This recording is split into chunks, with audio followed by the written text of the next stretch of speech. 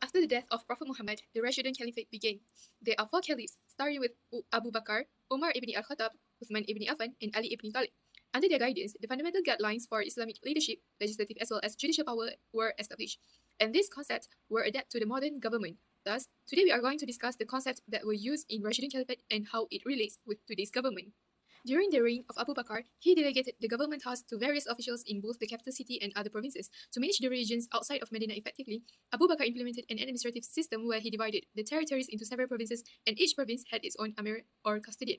In the modern era, we are still using this administrative system. This is because in modern government, there is delegation of power. For instance, in the specialized ministries and government agencies that manage various tasks such as foreign affairs, public health, and finance. Next, Sayyidina Umar al-Khattab, time of rule 13 AH to 23 AH. Sayyidina Umar focused on internal administration through shura and executive decision.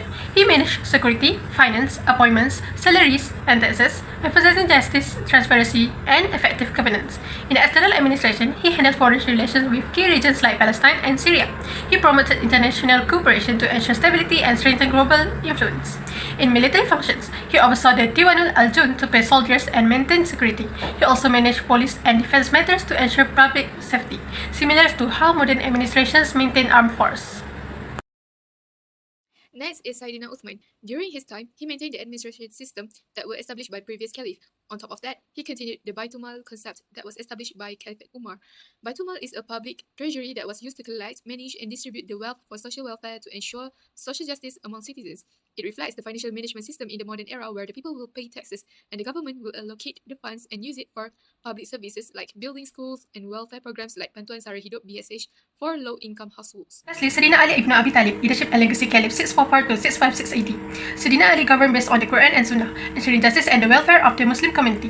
He resolved internal conflicts and maintained peace and stability, similar to modern governments that prioritize harmony among leaders. In external relations, he faced challenges such as the Battle of Siffin against Muawiyah.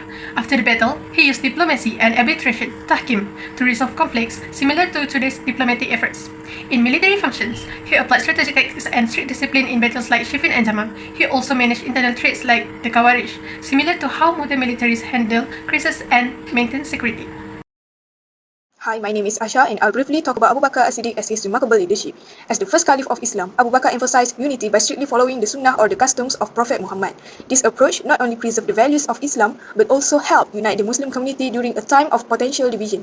One of his key contributions was his focus on justice and governance. Abu Bakr ensured that all decisions were aligned with the principles of justice, much like how modern governments rely on constitution to ensure fairness and accountability. His legacy is profound. Abu Bakr played a foundational role in establishing the early Islamic state. He laid down fundamental laws based on the Quran and Sunnah, creating a strong framework that guided the caliphate and ensured that leadership remained true to Islamic teachings. Next, I highlight the exceptional leadership of Umar al-Khattab, the second caliph of Islam. Under his leadership, the Islamic State expanded significantly, conquering parts of the Sasanian and Byzantine empires, including present-day Iraq, Syria, and Egypt. This expansion was not just about land, but also about spreading the principles of justice and good governance. One of his key achievements was implementing administrative reforms. Umar introduced a Sharia-based legal system and improved governance, ensuring the state operated efficiently and fairly. His governance principles emphasized justice, accountability, and effective resource management, which are practices that align closely with modern public administration. Umar's legacy is enduring. He established foundational structures for future Islamic governance, influencing legal and administrative systems that persist to this day. His leadership serves as a model for balancing expansion, justice, and administrative efficiency. Thank you. Hello, my name is Fatima Kistina, and I will be presenting about the legislature.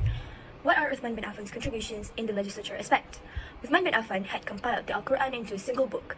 His compilations sought to maintain the integrity of the Quran as well as give the Muslims a single point of reference. This achievement managed to cement the Quran's influence on Islamic laws and relates to contemporary governments' initiatives to standardize and codify the laws. Both these actions are done to guarantee uniformity and accessibility.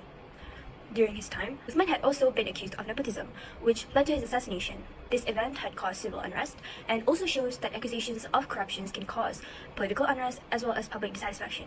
To combat this, the modern governments enact policies that pertain to accountability, transparency, and anti-corruption.